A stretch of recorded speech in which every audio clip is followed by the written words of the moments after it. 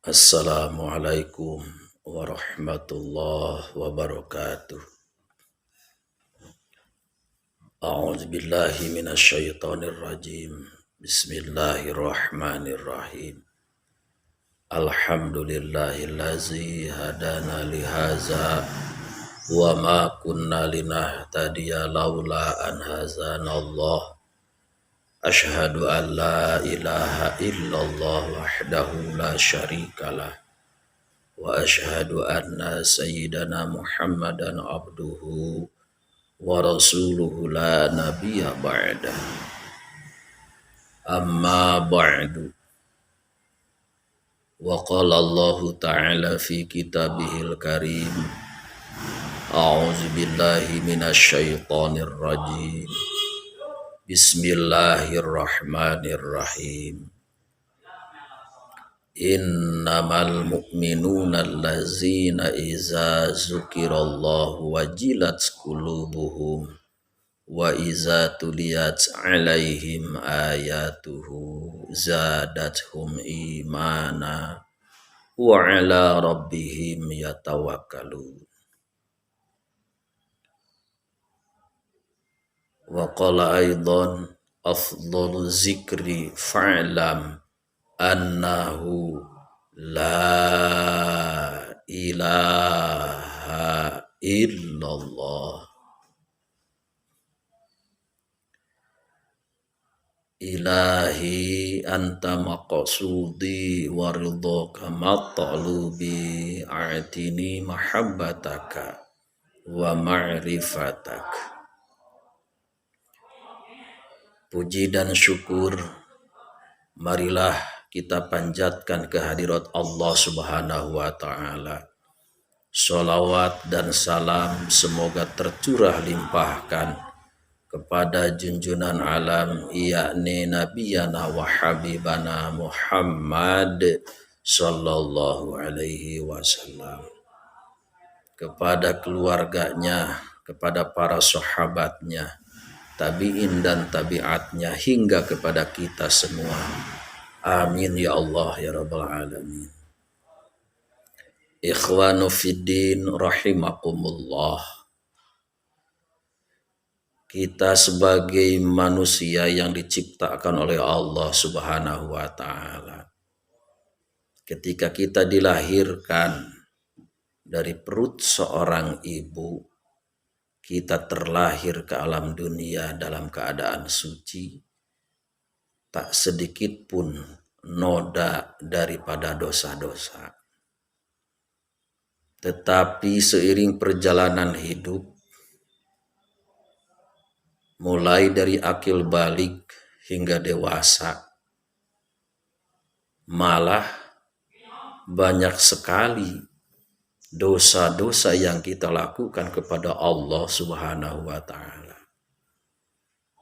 Adapun tujuan hidup manusia, ketika terlahir dia tidak berdosa, dan ketika kita pulang atau kembali lagi kepada Allah Subhanahu wa ta'ala, harapannya kita pun tidak membawa dosa kepada Allah Subhanahu wa ta'ala. Dalam proses kehidupan ini, bagaimana ketika kita kembali kepada Allah Subhanahu wa ta'ala, maut namanya, diri kita ini terlepas dari berbagai dosa, baik dosa kecil ataupun dosa besar. Maka Allah Subhanahu wa ta'ala mengajarkan kepada nabi-nabinya bagaimana bisa membersihkan diri ini daripada kotoran dan dosa. ada pelajaran yang Allah Subhanahu wa taala ajarkan kepada para nabi, yakni kalimat berzikir, yaitu la ilaha illallah. Ikhwanu fiddin rahimakumullah. Dengan berzikir ini, bagaimana kita bisa membersihkan berbagai dosa, berbagai kotoran yang ada, khususnya kotoran-kotoran hati. Sehingga kalimat zikir ini, zikir bisa bermakna di situ sebagai taubat. Kita bisa membayangkan setiap saat, bahkan setiap detik, ketika kita mengevaluasi, mereview ulang, apakah lebih banyak kebaikan atau dosa-dosa yang kita lakukan, baik itu yang disengaja ataupun tidak disengaja. Tentunya kita akan mengatakan, ternyata diri ini lebih banyak melakukan dosa dan maksiat kepada Allah Subhanahu wa taala. Maka untuk itu makna zikir bimakna di sini bertaubat kepada Allah Subhanahu wa taala. Artinya bagaimana kita senantiasa mau bertobat kepada Allah melalui kita mengingat Allah setiap saat. Khususnya di sini ada tempat-tempat dan waktu-waktu khusus yang Allah Subhanahu wa taala kabulkan doa dan taubat kita. Seperti halnya mulai dari bangun tidur, kita melaksanakan sholat subuh. Maka di waktu subuh, setelah sholat subuh, kita berzikir kepada Allah Subhanahu wa taala dengan memperbanyak mengucapkan kalimat la ilaha illallah. Kemudian setelah subuh, siang hari kita melakukan aktivitas, sehingga mungkin banyak sekali dosa-dosa yang kita lakukan. Maka untuk membersihkan daripada dosa-dosa tersebut, dari subuh sampai zuhur, maka di zuhur setelah kita melaksanakan sholat zuhur, kita pun mengucapkan kalimat la ilaha illallah dengan sebanyak-banyaknya. Maka insya Allah zikir tersebut akan menghapuskan dosa-dosa mulai dari subuh sampai zuhur.